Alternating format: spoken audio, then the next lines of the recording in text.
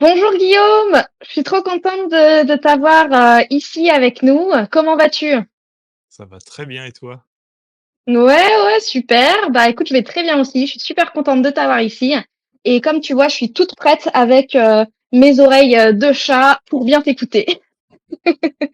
Donc aujourd'hui, Guillaume, Ça va. j'aimerais te parler du livre que tu as écrit. Alors, on parle de l'aventure terrestre vue des étoiles. Donc, je le montre pour que tout le monde le voit.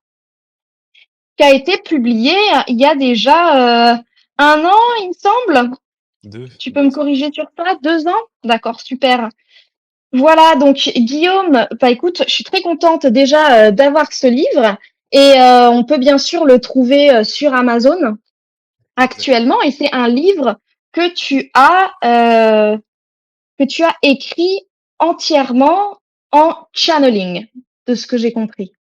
Tout à fait. Alors c'est super. Alors, avant qu'on continue avec un peu plus de questions sur ton livre, j'aimerais bien juste que tu nous dises en 2 mots ce que c'est que le channeling pour toi, pour que les gens qui écoutent puissent comprendre qu'est-ce que c'est qu'écrire un livre de cette manière-là. C'est une bonne question parce que, c'est effectivement un peu particulier. Hem, déjà ça va faire à peu près 8 ans que je j'ai commencé à faire du channeling, de la canalisation en français Mhm. et heu et ça faisait un petit moment que le l'idée d'écrire un livre, ça me trottait dans l'esprit et je raconterai cette histoire après, mais en gros, le channeling, finalement, c'est de prêter son corps, sa voix à d'autres êtres qui sont incarnés ou pas. Après on parle d'histoire d'âme et puis de la on va dire la petite voix de l'âme pour les êtres incarnés. Mhm. Pour les êtres qui sont désincarnés, ils sont vraiment dans leur présence, je vais dire dans leur lumière, quand ils sont dans leur lumière et c'est ceux-là qu'on veut faire intervenir, pas les autres. Mhm. Et donc c'est ça le channeling finalement, c'est de pour moi en tout cas, c'est de prêter sa voix, de prêter son comme on dit, son canal à un être de façon à ce qu'il passe à travers et puisse s'exprimer son message et son énergie également. Parce qu'il y a je dirais que c'est même le plus important en fait. Au-delà du message, au-delà du verbe, c'est vraiment le l'énergie qui est transmise et que les gens que moi-même et que les gens peuvent ressentir à travers le message du livre. Oui, d'accord. Donc on parle vraiment de rentrer aussi en intuition avec le livre, j'ai envie de dire, même si c'est pas trop français, mais de vraiment en fait ressentir le livre à travers aussi les paroles qui sont écrites, si on peut dire ça. Complètement, ouais. Ouais, Complètement. ouais. Complètement et je l'ai même inscrit dans l'introduction du livre, que c'est vraiment il s'agit vraiment d'un voyage dans les étoiles. Le titre du livre, c'est «L'aventure terrestre des étoiles», donc c'est vraiment un voyage, heu, finalement dans notre monde, mais d'un point de vue plus céleste, plus stellaire.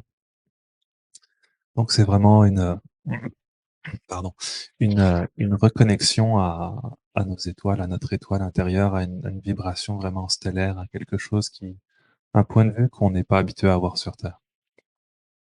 D'accord, ouais. Donc c'est vraiment en fait un changement de point de vue finalement. C'est prendre du coup les étoiles et regarder la Terre d'ici et voir ce que eux y voient. C'est un petit peu ça en fait. Exactement, Ouais. c'est vraiment ça qu'ils ont fait, ils ont vraiment c'est donc les êtres qui sont intervenus, pour parler un petit peu d'eux, c'est des êtres, qui viennent de la constellation d'Orion. Ce sont des ce qu'on appelle des maîtres d'ascension, donc des êtres qui ont comme transcendé l'expérience de la matière finalement pour aller toucher à leur lumière intérieure et l'incarner complètement. Donc c'est vraiment que des maîtres d'ascension qui sont intervenus dans ce livre, qui sont pour le coup affiliés à la constellation d'Orion, donc qui portent vraiment la vibration de cette constellation-là et de je sais pas quelle planète, ils me l'ont jamais dit. Et et voilà, ouais. D'accord. Alors, tu me connais, Guillaume, moi j'aime bien le vocabulaire et vraiment définir les mots qu'on utilise parce que aujourd'hui, on sait très bien qu'il y a beaucoup de mots qui sont utilisés par des gens et pas de la même manière. Donc, est-ce que tu pourrais nous dire pour toi, qu'est-ce qu'un maître d'ascension? Pour un petit peu, définir ce concept-là. Je vais donner un exemple, ça sera aussi simple. Si on prend Oui, Jésus, par parfait. exemple, que tout le monde connaît, c'est un maître qui a accompli des miracles, en tout cas tels que la Bible dit, tels que Mmh. la religion le dit. C'est vraiment un être qui aurait accompli des miracles, qui a et même au-delà de ce qu'il a pu faire de son temps, l'empreinte qu'il a laissée sur terre est suffisamment significative, je trouve, pour comprendre que cet être-là en particulier portait quelque chose au-delà de son personnage, au-delà de sa personnalité, qui a touché le cœur des gens, en fait. Et je dirais que c'est à peu près le cas pour toutes les religions du monde. Si on prend Krishna en Inde, si on prend Mahomet pour les musulmans, si on prend tous ces êtres-là finalement qui ont créé un courant que les hommes se sont appropriés ensuite, mais qui ont vraiment laissé une empreinte sur Terre. Et Ouais, là, j'ai parlé des plus connus, mais il y en a des moins connus comme Padre Pio ou que d'autres tu aimes beaucoup, oui. discrets, mais qui ont quand même fait parler d'eux Mmh. un petit peu. Puis il y en a d'autres qu'on connaît absolument pas aussi là. Ouais, bien sûr, Pas bien vraiment. sûr. Mais donc tes maîtres d'ascension, c'est des êtres qui finalement ont incarné ce qu'il y avait à l'intérieur d'eux, se sont apprivoisés eux-mêmes et ont incarné ce qu'il y avait à l'intérieur d'eux à un tel point que ils ont transcendé le personnage de leur vie qui a peur, qui résiste à partager ce qu'il a en fait, qui résiste à se choisir dans le plus noble de ce que ça peut vouloir dire. Oui et puis ça, c'est un sujet, vraiment d'actualité, hein, se choisir, sans avoir peur, c'est vraiment d'actualité. Très bien, bah, merci pour avoir clarifié ça. Alors bien sûr, tu as donné un exemple d'un maître ascensionné sur terre, mais toi, tu dis que c'est quand même, ils appartiennent, à la fraternité dorée d'Orion. C'est comme ça qu'ils Donc se c'est bien sont. ça? Voilà, donc c'est vraiment plus des étoiles. Est-ce qu'on peut, dire qu'ils viennent du coup, de la constellation d'Orion? Écoute, j'ai pas eu l'information géographique, ils me l'ont jamais donnée, mais OK. vibratoire dans les expériences que j'ai pu vivre à travers eux, on touche vraiment à une vibration tout à fait particulière qui est pas celle de la Terre, qui est vraiment, pour moi, si je devais la décrire, la vibration de la constellation d'Orion, c'est vraiment une vibration qui nous reconnecte à notre force intérieure. C'est vraiment une Mmh. vibration de puissance qui m'a déstabilisé d'ailleurs au début quand j'ai appris à les apprivoiser en fait, dans les premiers Mmh. challenges qu'on a pu faire ensemble, les premières rencontres. C'était vraiment une énergie qui me déstabilisait parce qu'en fait, ça venait me faire toucher à une telle énergie de force auquel j'étais pas habitué que, Mmh. qu'en fait, j'étais en train même de me poser la question, est-ce que c'est vraiment de la lumière que je suis en Mmh. train de, de, d'autoriser à faire passer à travers moi? Et après, je me suis rendu compte que oui, parce qu'il y avait tellement d'amour dans cette énergie-là, dans les messages qu'ils offraient qu'il y a tellement d'amour, tu peux plus douter, quoi. J'ai envie de te dire que c'est comme ça pour tous les êtres. Quand il y a de l'amour, quand tu ressens vraiment un profond amour, euh, je veux dire au sens large, c'est vraiment de la lumière, quoi. Et Oui et on parle d'un amour qui ne s'arrête pas. Ouais, ouais, ouais, qui est oui. toujours là, quoi. Mmh. Et puis c'est d'ailleurs j'ai envie de dire, c'est d'ailleurs le thème du livre, l'amour. Ils en parlent quasiment à chaque chapitre. Vraiment, revenir à Mmh mh, à mmh. l'amour de arrêter de nous renier pour être vraiment à l'écoute de ce que l'on est, et puis toucher à une plus grande réalité d'existence que celle de la personnalité, en fait, celle où on est sur Terre, on a un travail, on doit payer nos factures, on doit accomplir des objectifs de notre vie, on doit faire quelque chose de notre vie finalement. Il nous invite vraiment à rentrer dans une autre perspective où, où l'amour, en fait, est vraiment en premier plan, quoi, Mmh mh. dans, Oui dans et le reste. oui, voilà, c'est ce que j'allais dire aussi, pour les gens qui nous écoutent, ça veut pas dire ne pas être dans le personnage non plus, mais ça veut dire de remettre nos priorités à leur place, au final, C'est ça. quelque part. Écoute, pour moi, ce livre, ce n'est que du bon sens, en fait. Ouais. Qui donne des exemples qui sont tout à fait, concrets des fois et en fait, moi-même quand je l'écrivais, quand je le relisais, à chaque fois j'étais comme: «Oui, en fait, ça fait tellement de sens, c'est tellement logique ce qu'ils disent» et c'est comme si on te c'est comme si tu marchais dans la rue, dans la même rue tous les jours et tu te rends pas compte qu'il y a un oiseau qui te regarde, qui te excusez, pardon, qui se pose sur la même branche tous les jours et qui, chante, qui fait ce qu'il fait. Et d'un seul coup, tu remarques qu'il y a un oiseau et tu remarques la beauté de ce qu'il est en train de créer, en fait. Et ce que font les êtres d'Orion vers ce livre, c'est vraiment ça, en fait. Ils viennent souligner ce qui a toujours été là, en fait, mais que personne regarde. Mmh mh. Ouais, ouais, c'est-à-dire la beauté de l'être, la beauté de l'existence, comment exister est une expérience extraordinaire en soi, et et comment, en fait, on se casse la tête pour rien. Parce que être, respirer est déjà une expérience extraordinaire. Après, le reste, c'est juste du bonus, en fait. Comment est-ce que comment est-ce qu'on veut se manifester sur terre? C'est du bonus et j'ai envie de te dire, c'est le jeu. Le reste n'est que du jeu, finalement. Oui. Alors ça paraît très simpliste de le dire comme ça parce que, on sait très bien que l'expérience terrestre, ça peut être beaucoup plus compliqué que ça. Mmh mh. Quand on a des responsabilités, quand on vit des situations difficiles. Mais en fait, c'est tout ça, c'est ça leur message, c'est de ils nous invitent à prendre du recul sur ce que l'on vit. Ils nous invitent vraiment, ce n'est que ça en fait, ils nous invitent sur d'autres perspectives, à adopter d'autres regards sur ce que l'on est en train de vivre et sur la vie en général pour, heu, pour qu'on puisse, revenir à ce qui fait du bien, revenir à l'essentiel finalement de la vie, de l'existence. Super, OK. Merci pour ça et j'avais une question, mais quelles étaient tes motivations pour écrire ce livre?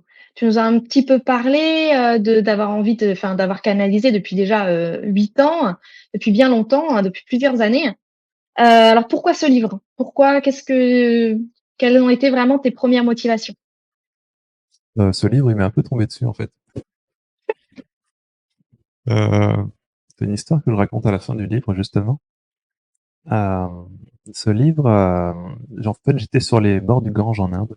Je donnais une session énergétique à quelqu'un, voilà, italienne, que j'avais rencontrée et là, il y a un maître qui s'est présenté pour elle, pour lui parler, lui donner des messages, qui s'appelle Omram Mikhail Ivanov, qui est qui est assez connu dans la francophonie, qui est décédé dans les années 80, il me semble. Et à la fin de cette séance, il me dit à moi, on va revenir vers toi parce qu'on a quelque chose, un message à te donner. Donc là, je lui ai dit: «OK» et heu et c'est à peu près 3 semaines plus tard, quand je suis revenu en France, je me pose un après-midi, tout ça, par envie pour méditer et là, je vois le maître Ivanov qui se présente et heu et qui me dit: «Sans détour, il y en a qui t'attendent pour écrire un livre avec toi». Mmh. Et c'est là que les êtres de la fraternité Doré d'Orion se sont présentés et m'ont donné le titre du livre. Le livre m'est tombé dessus vraiment. Mais en même Ouais. temps, j'avais aussi le souhait d'en écrire un, c'est vrai. D'accord, ouais, ouais, oui. Bah, forcément, ils t'ont probablement aussi parce que tu avais cette source quand même, d'avoir envie d'écrire aussi Oui, et puis probablement, l'ouverture d'esprit, assez large, ouais, assez spirituelle aussi pour pouvoir recevoir ce livre-là. mmh, Super, quelle aventure mmh. et bon, vraiment, tu m'as dit que l'amour était l'un des thèmes qui se répétait beaucoup durant le livre. Je voudrais savoir, hem, qu'est-ce que l'amour tel qu'ils le décrivent dans le livre? Comment est-ce qu'ils voient ça? Parce que tu m'as dit que c'était, c'était, finalement, au-delà de notre personnalité, finalement, en tant qu'humain, dans notre petite vie et cetera. Alors qu'est-ce que l'amour dont ils parlent? Qu'est-ce que l'amour dont ils parlent? Alors là, c'est une grosse question parce ils ont consacré quand même tout un livre à ça. Oui. Si je devais le résumer en quelques mots, c'est apprendre à être à l'écoute de soi, Mmh.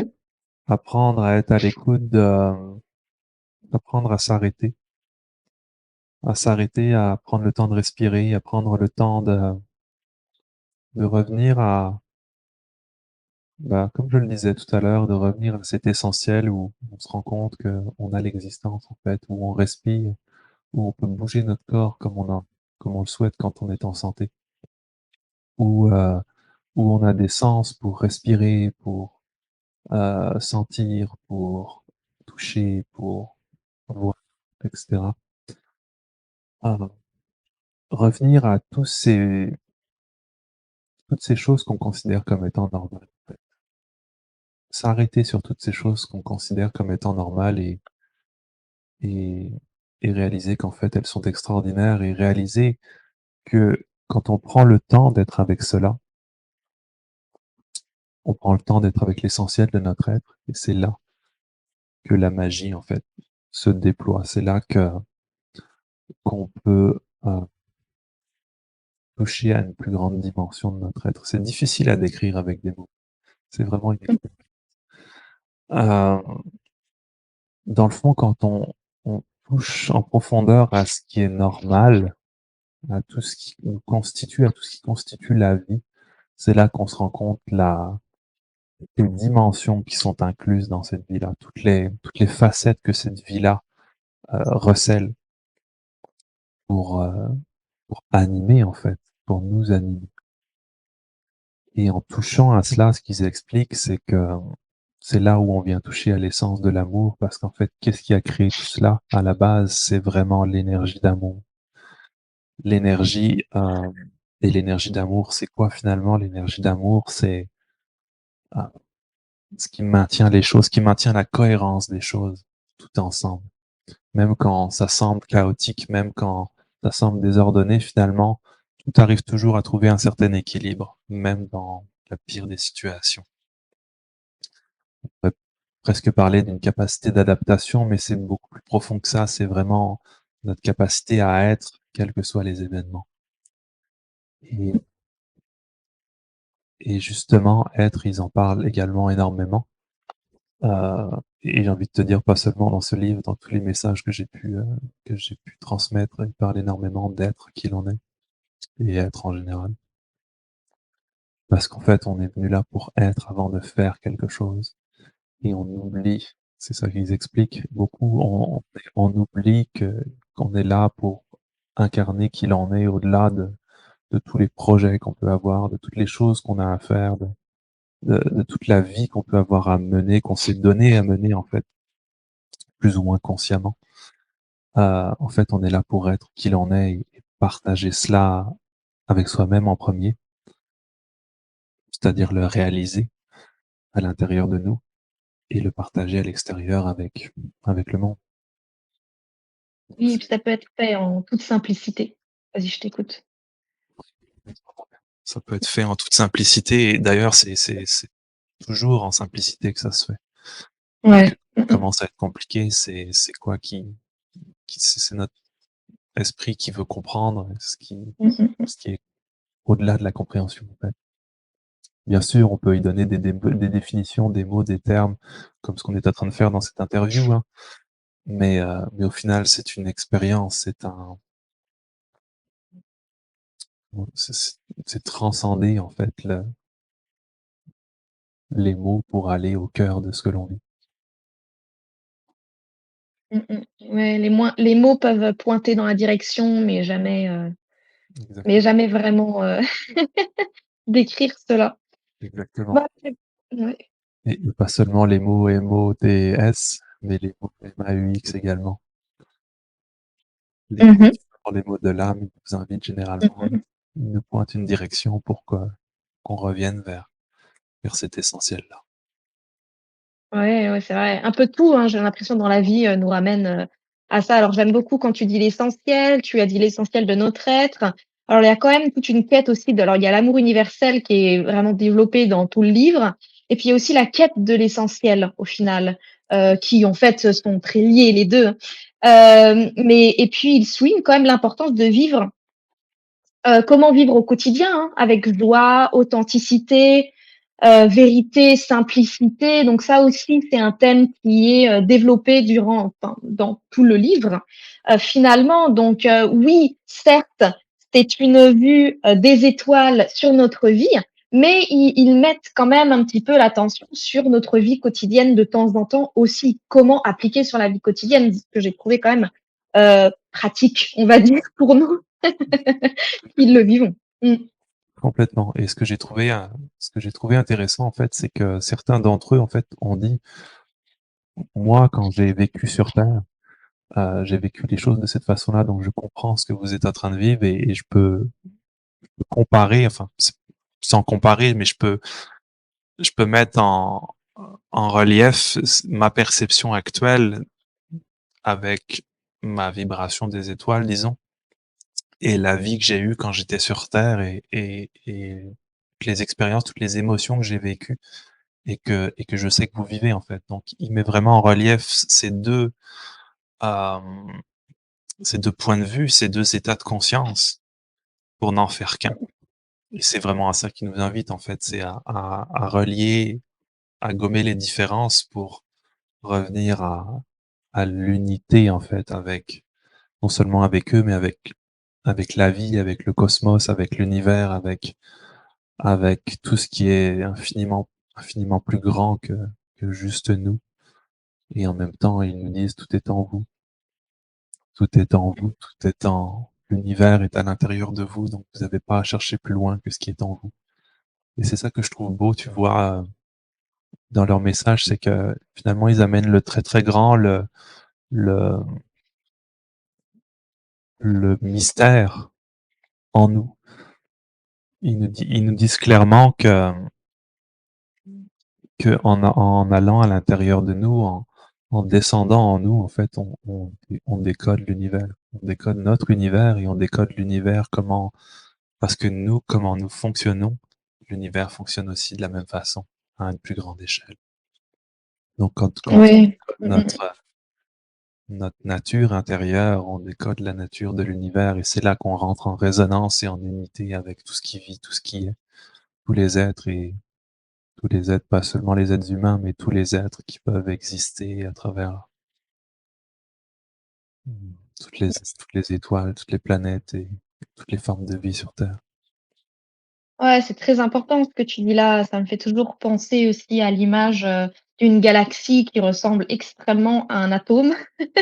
Donc ce qui est infiniment grand et dans l'infiniment petit et en fait, de savoir qu'on est en même temps, pas important et qu'on a complètement toute l'importance également, c'est dans en fait, au milieu de ce paradoxe qu'on peut en fait, s'aligner avec le tout, j'ai envie de dire quelque part et Exactement. c'est ce que tu as exprimé avec tes mots aussi et du coup, il y avait aussi quand même, l'idée de la mission de vie dans ton livre.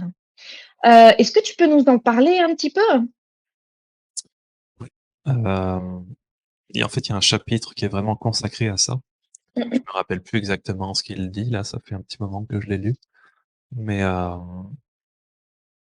il dit en fait qu'à la base, la mission de vie, c'est plus une mission d'être, c'est plus d'honorer, toujours dans cette même idée, tu sais, c'est toujours dans cette même idée d'aller Mmh. honorer en fait ce qui nous habite, d'aller rentrer en contact avec nos aspirations profondes, qu'est-ce qu'on aspire à être, à incarner et à matérialiser pour aller au plus près de ce que l'on est. C'est finalement faire un, faire corps, dans tous les sens du terme, avec ce que l'on est au plus profond de nous, avec nos aspirations profondes.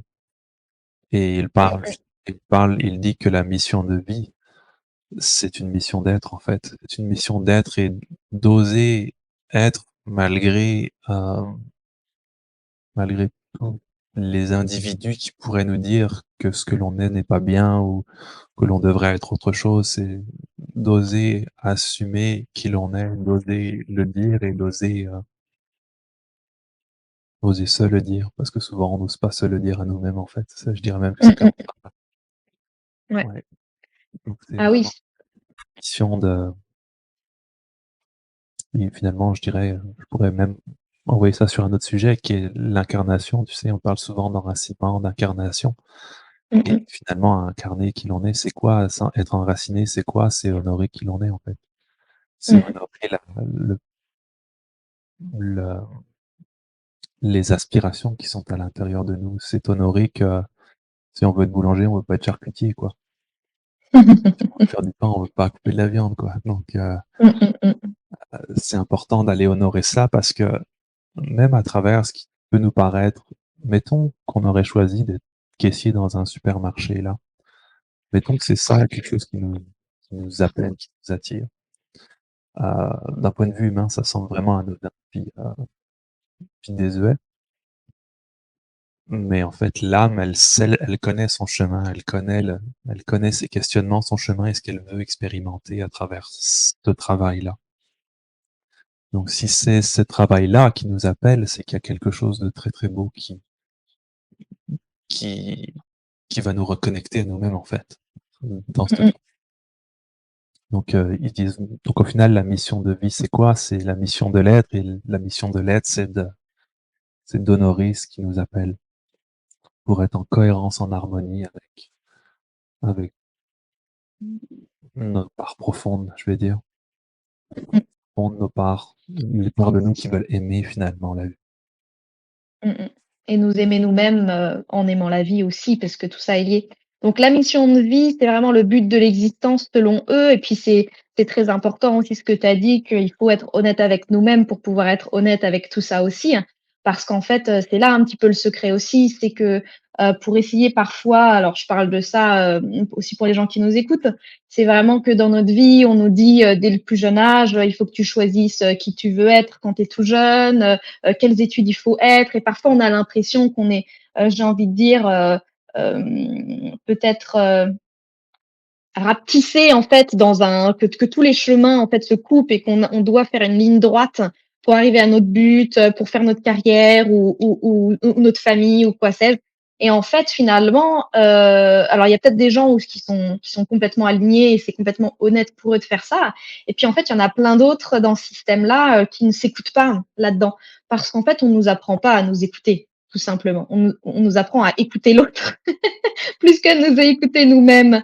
Alors bien sûr, quand on s'écoute nous-mêmes, on peut totalement écouter l'autre et c'est là aussi, toute la beauté, de la chose. Mais donc du coup, la mission de vie, pour les maîtres de la fraternité dorée d'Orion, c'est le but de l'existence selon eux, c'est la mission d'être. Donc je répète ça. Donc du coup, comment penses-tu, Guillaume, que les lecteurs pourront appliquer les enseignements, de ton livre dans leur vie quotidienne pour vraiment améliorer leur relation avec eux-mêmes? J'ai envie de dire que ça part d'un choix en fait. En tout premier, ça part Mmh. d'un choix de est-ce qu'ils ont envie de est-ce que vous avez envie de vous rapprocher de vous-même ou pas, quoi? Mmh. Si la réponse est non, le livre va être complètement inintéressant pour vous, quoi. Si la réponse est oui, par contre, heu et je vous le souhaite parce que se rapprocher de nous-mêmes, c'est un peu la seule chose, valable qu'on a à faire sur terre. Mais Mmh. quelle que soit l'incarnation, quel que soit là où on habite dans l'univers, être qui l'on est, c'est juste la chose qu'on a à faire, la seule chose qu'on a à faire et le partager. Je dirais d'observer toutes les parts de nous qui sont pas en harmonie dans notre vie quotidienne, dans nos relations, dans ce qui nous perturbe finalement. Mmh. Ouais.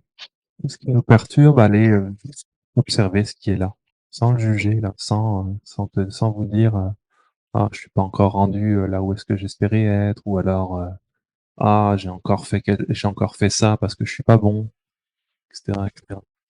Donc c'est juste d'aller observer: «Ah, il y a de la disharmonie là. Ah, je me sens pas très bien à cet endroit-là. Ah, quand je suis au contact de cette personne-là, je me sens qu'il y a quelque chose qui grince». Ou alors, quand je vais dans mon travail, ça m'épanouit pas, ça me rend pas heureux. Je vous dis pas de claquer la porte à votre travail, puis d'aller, d'aller méditer, dans une cabane au fond du bois là. Mais, Mmh. heu, mais à partir de ces observations, en fait, parce que tout part d'une observation, tout part d'une conscientisation de conscience et ça, c'est quelque chose dont il parle aussi. Heu, à partir de la conscience de ce que l'on vit, de ce que l'on est à travers ce que l'on vit, on peut décider, et c'est là le grand libre arbitre qu'on a sur Terre, on peut décider de prendre une direction différente. Même si cette direction-là est semble complètement absurde que ça soit pour les autres ou même pour nous-mêmes, en fait. À partir du moment où il y a une décision qui est prise dans le sens où vous voulez être cohérent, en fait, vous voulez être en harmonie, en paix avec ce que vous vivez, avec votre vie et ce que la vie vous fait vivre, euh, il y a un alignement qui commence à se créer. Et à partir de cet alignement-là, vous pouvez commencer à prendre conscience de vérités qui sont plus grandes, à prendre conscience que vous avez beaucoup plus d'amour en vous, qu'il y a beaucoup plus d'amour en que ce que vous auriez jamais pu imaginer. Parce qu'en fait, l'amour, c'est pas nous qui l'exprimons. C'est pas, ce que je veux dire, c'est que l'amour ne provient pas de nous. L'amour, il passe à travers nous. Et quand on est en harmonie, en cohérence, quand on choisit d'être en harmonie, en cohérence, alors cet amour-là peut s'exprimer à travers nous. Vous savez, quand on est en joie, quand on est content, quand on est, ou même quand on est amoureux de quelqu'un, tout paraît beau, on sautille et puis on a 10 000 projets en tête, puis on veut faire plein de choses. C'est un petit peu dans cette idée-là, en fait, sans autant d'effervescence. Malgré qu'il pourrait y en avoir, là, mais c'est pas ça l'idée, en fait. L'idée, c'est d'être vraiment, d'aimer, en fait, votre vie, d'aimer la personne que vous devenez à chaque instant. Et de voir, et tout ça, ça passe par une observation de qui l'on est euh, pour choisir une direction en adéquation avec ce qui nous habite vraiment. Et comment être en adéquation avec ce qui nous habite vraiment? Comment savoir ce qui nous habite vraiment? Je dirais que c'est ça. C'est la grande question. Mmh mh. Ça passe par un arrêt, en fait. Ça passe par s'arrêter. Mmh mh. Ça passe par être l'observateur de soi-même. Mmh mh. Et on peut être l'observateur de soi-même juste en étant dans cette position neutre à l'intérieur de nous, où il y a plus de jugement, en fait, il n'y a pas de jugement. Comme, comme si je regardais une chaise et j'ai pas de jugement sur la chaise particulier, je vois que c'est une chaise, je vois que je peux m'y asseoir, mais qu'elle soit noire, bleue ou jaune, elle est ce qu'elle est, quoi. C'est Mmh mh. exactement dans cette idée-là. C'est observer ce qui est tel qu'il est et de voir qu'est-ce que vous voulez faire avec ça. Qu'est-ce que Mmh vous mh. voulez, comment vous voulez vous sentir avec ça. Je dirais que c'est ça.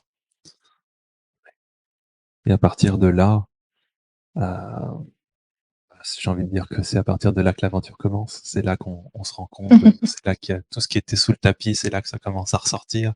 Ça peut ne pas être évident. Ça peut nous faire sortir bien des résistances. Mais au final, on vit du beau, on vit du très très beau à travers ça parce que même s'il y a des choses qui grincent, qui nous mettent à l'envers même parfois, euh, on est dans la direction de notre être, on est dans la direction de notre âme et ce que notre âme veut, c'est être en harmonie, en cohérence, comme notre personnalité d'ailleurs. Donc quand les deux s'unissent, quand la personnalité et l'âme s'unissent, la magie opère. Mmh mh. Et là, on peut commencer à voir plus grand que la vie que l'on avait auparavant, que le point de vie qu'on avait auparavant. Tous prendre l'expansion finalement pour nous laisser la place à nous d'être finalement ce que l'on est vraiment, qui l'on veut être. Ouais.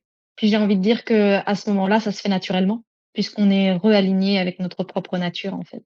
Ah oui, ah oui. Bah, C'est on coule avec peut-être le pas au flot. début. Mmh. Peut-être pas au début parce qu'on n'est pas habitué en fait. Ouais. Mais au bout d'un moment, oui, ça devient de plus en plus facile en fait. Ça se Mmh fait mh. tout seul de plus en plus. On n'a plus besoin de réfléchir parce que ça, à mesure que ça s'intègre en nous, on est juste en adéquation, on est juste cohérent et ça se fait comme tu dis. Ouais. Super, bah, merci pour ça, Guillaume. Il y avait plein de petites, pépites, que les gens qui nous écoutent, vont pouvoir prendre là-dessus, hein, donc merci beaucoup, hein. Et je vais te demander si tu avais une citation ou un extrait de ton livre que tu voudrais nous partager pour vraiment, résumer son essence finalement, pour notre public d'aujourd'hui? Donc oui, j'ai un extrait que je vais lire. que je vais lire maintenant. Donc, On t'écoute. cette note a été donnée par une femme qui s'appelle Célestina. Euh, donc le voici. Vous avez besoin de donner un sens à votre vie pour pouvoir avancer. Dans une partition de musique, il faut que les accords soient organisés pour que la mélodie soit harmonieuse. De la même façon, il est nécessaire que les choses soient ordonnées, qu'il y ait de la cohérence et une juste proportion de chaque note, afin que l'équilibre règne en vous. Vous devez donc comprendre qui vous êtes, pas nécessairement dans les moindres détails, mais en avoir une idée globale et générale. Prenez l'exemple d'un enfant à qui vous répétez inlassablement qu'il n'est qu'un moins que rien. En grandissant, vous constaterez que la vie qui l'habite sera en contradiction avec l'idée que vous avez implantée en lui. Ces deux aspects, ces deux forces qui s'opposent, créeront un déséquilibre croissant chez cet être, jusqu'à ce qu'il perde tout sens de la réalité qui l'habite. C'est ainsi que vous créez des troubles bipolaires chez vos enfants, chez les êtres. Lorsque vous faites rentrer une ou plusieurs idées de force dans leur esprit jusqu'à ce qu'ils perdent toute notion naturelle de justesse et de cohérence. En grandissant, ils se scindent à l'intérieur et cherchent un équilibre à partir de la base chancelante sur laquelle ils se sont formés. À tout moment, vous pouvez toutefois contrebalancer ce déséquilibre en revenant à la base, à l'essentiel de vos comportements et inviter la lumière à venir restaurer l'harmonie originelle, celle de votre âme. Ce faisant, vous renourrez un contact conscient avec votre âme ou votre moi profond et reviendrez à cet équilibre naturel auquel vous aspirez au fond. Ainsi, il faut être conscient de la partition, du script à partir duquel vous jouez votre personnage de vie. Sans conscience, vous serez ballotté à droite, à gauche, sans réelle compréhension de ce qui vous arrive, avançant sans perspective, sans entrain réel, sans moteur. Il s'agit donc de vous intéresser à vous-même en premier lieu, d'investiguer sur la façon dont vos comportements fonctionnent. Si vous ne faites pas ce pas vers vous-même, vous ne ferez de vous qu'un fétu de paille à la merci du moindre coup de vent. Vivre dans la conscience de ce qui vous habite est donc le premier pas, etc. Magnifique, magnifique, magnifique. Bah, merci d'avoir partagé ça pour moi et pour notre public. Et puis, bah, écoute, Guillaume, pour conclure, j'ai eu vent que tu avais peut-être un second livre que tu étais en train d'écrire et de canaliser. Est-ce que tu peux parler de tes projets futurs, de peut-être d'autres projets d'écriture? Ouais. Euh, Déjà, je suis en train de créer un atelier en fait là que je suis sur le bord de sortir, qui D'accord. qui va être en lien direct avec le livre L'aventure terrestre vue des étoiles dont on parle depuis tantôt. Ah, super. Donc, ce sera vraiment des ateliers avec des groupes privés où on va aller lire le livre en fait, mais pas juste le lire évidemment. Sinon, ce sera un groupe de lecture. Euh, on va aller finalement rentrer dans les enseignements qui sont à l'intérieur pour aller vivre une expérience en fait, pour aller vivre une expérience en nous-mêmes et aller déverrouiller des portes à l'intérieur de nous pour qu'on puisse accéder à une plus grande compréhension de ce qui est écrit dans ce livre. Euh, Moi-même, quand je lis le livre, quand je relis le livre, là, ça fait 2 ans que je l'ai écrit, je l'ai relu récemment et ma compréhension de ce qui était dedans était complètement différente parce que j'ai évolué en fait. Donc c'est ça qu'on va faire en fait dans ces ateliers, euh, c'est rentrer dans les enseignements, les décortiquer, ouvrir des portes euh, pour aller, je vais dire, guérir des parts de nous qui refusent la vie, qui refusent toutes les sphères de notre vie où on refuse l'amour pour X ou Y raison, qu'elle soit consciente ou inconsciente. Donc, ça va être des beaux moments qu'on va passer ensemble dans une belle énergie en compagnie des êtres d'Orient, encore une fois. Ouais, super. Et ça, donc, du coup, ça va être vraiment dans l'interactif. Et alors, c'est peut-être, je me permets de te poser cette question. Est-ce que ça va être des ateliers qui vont être en ligne, en présentiel, peut-être les deux? Ça sera des ateliers en ligne. J'ai choisi cette D'accord. formule-là pour rejoindre le plus de monde, Oui. puis parce que je bouge beaucoup. Mais oui, ce sera des ateliers sous forme Zoom, là, avec les salles Oui. virtuelles, tout ça, où on va pouvoir échanger en petit comité. Super, Et toutes super. les informations sont de toute façon sur mon site web que je mettrai en description. Du coup, pour conclure cette superbe interview, donc merci beaucoup Guillaume pour ton temps avec nous aujourd'hui. C'était vraiment super d'entendre un petit peu comment est-ce que ce livre est né. Donc le premier livre de Guillaume, je le répète, qui s'appelle L'aventure terrestre vue des étoiles, qui est donc disponible sur Amazon. Est-ce qu'il est disponible autre part, Guillaume, ce livre pour l'instant? Non, il est disponible sur dans le monde, mais sinon je peux l'envoyer dédicacé.